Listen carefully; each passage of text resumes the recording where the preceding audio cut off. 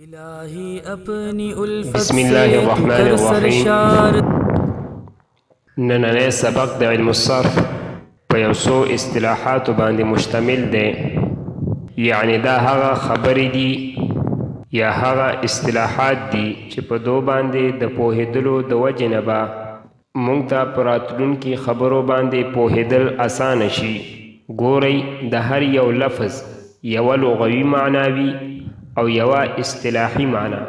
کومه معنا چې د لغت نه راووځي هغې ته لغوي معنا وای، او یو د هغې اصطلاحي معنا وي. اصطلاح څه ته وایي؟ د یو فن ماهرین د یو لفظ په معنا باندې متفق کېدل، دې ته اصطلاح وایي.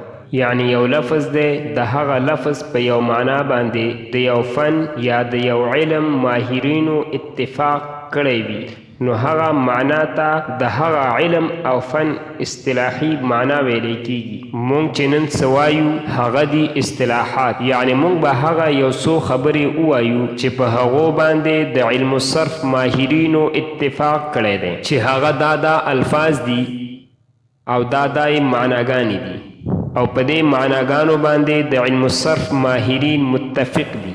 نو په هغو کې د ټولو نه اول دی حرکت او متحرک. حرکت زبر، زیر او پیش ته وایي، او په کوم یو حرف باندې چې حرکت وي هغه حرف ته متحرک وایي، لکه رجلون. دویمه اصطلاح د موږ سره فتحه او مفتوح. فتحه زبر ته وایي، په کوم حرف چې فتحه وي هغه ته مفتوح وایي، لکه ینصرو کې په یا باندې فتحه ده او دغه یا مفتوح ده. دریمه اصطلاح دا موږ سره کسره او مکسور. کسره زیر ته وایي، په کوم حرف چې زیر وي هغه حرف ته مکسور وایي، لکه یضربو کې په را باندې کسره ده او را مکسور ده. څلورمه اصطلاح ضمه او مضموم. ضمه پیش ته وایي، په کوم حرف چې ضمه وي هغه ته مضموم وایي، لکه رجلون کې په جیم باندې ضمه ده او جیم مضموم دی. پنځمه اصطلاح سکون او ساکن. سکون د حرکت نه کېدلو ته وایي، په کوم حرف چې حرکت نه وي هغه حرف ته ساکن وایي، لکه ینصرو کې نون باندې سکون دی او نون ساکن دی. شپږمه اصطلاح تنوین او منون. دوه زبرونو، دوه زیرونو او دوه پیشونو ته تنوین وایي، په کوم حرف چې تنوین وي هغه حرف ته منون وایي، لکه غافرون کې په را باندې تنوین دی او را منون ده. اومه اصطلاح تشدید او مشدد. یو شان دو حرفونه یو ځای کولو سره ویل دې ته تشدید وایي. په کوم حرف باندې چې تشدید وي هغه حرف ته مشدد وایي، لکه ربون کې په با باندې تشدید دی او با مشدد ده.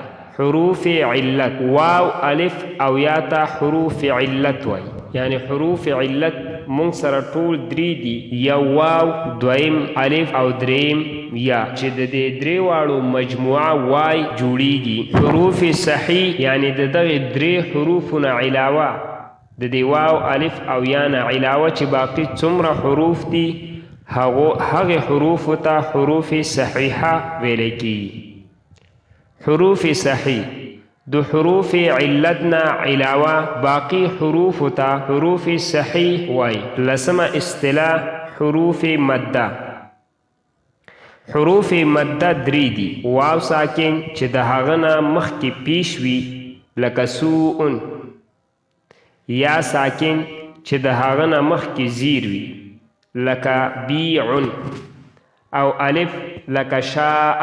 دا په یاد لرئ چې د الف نه مخکې همیشه د پاره فتحه وي، د الف نه مخکې بل کم حرکت نه راځي. یولسمه اصطلاح د موږ سره حروف لین. واو او یا ساکن چې مخکې ترېنه زبر وي لکه خوفن، دارنګې صیفن. یعنی حروف لین د هغه واو او یا ساکنه ته وایي چې د هغې دواړو نه مخکې فتحه وي، زبر وي، لکه خوفن. خوفن کې واو ساکن دی، مخکې تی زبر دی. نو دغه واو ته واوی لین ویلی کیږي او دغه شان صیفون کې یا ساکنه ده او مخکې ترېنه فتحه ده نو دغه یا ته یای لین ویلی کیږي. که چیرې د واو ساکن نه مخکې ضمه راشي بیا هغې واو ته واو مده ویلی کیږي او که د یا ساکنې نه مخکې زیر راشي نو هغې یا ته بیا یای مده ویلی کیږي او که او الف چې مخکې ترېنه فتحه راغلی وي هغه ته مده ویلی کیږي. نو په ننني سبق کې موږ ټول 11 اصطلاحات ویل، یو حرکت او متحرک، دویم فتحه او مفتوح، دریم کسره او مکسور، څلورم ضمه او مضموم، پنځم سکون او ساکن، شپږم تنوین او منون، اوم تشدید او مشدد، اتم حروف علت، نهم حروف صحیح، لسم حروف مده او 11 حروف لین.